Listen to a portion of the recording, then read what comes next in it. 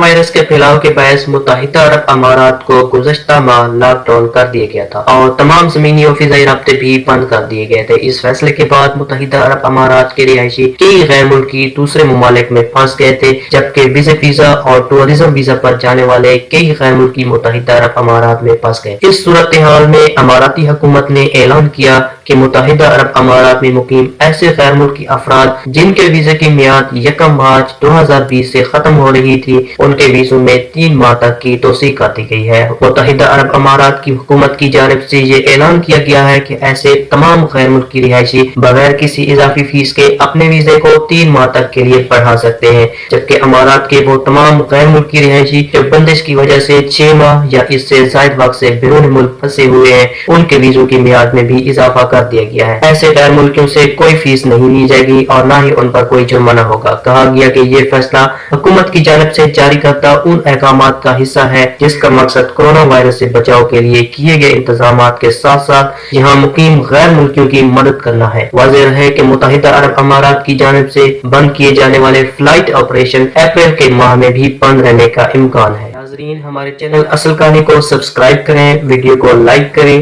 مزید کوئی اپڈیٹ اس سلسلے میں جیسے آتی ہے ہم آپ کو ضرور آگاہ کرتے رہیں گے۔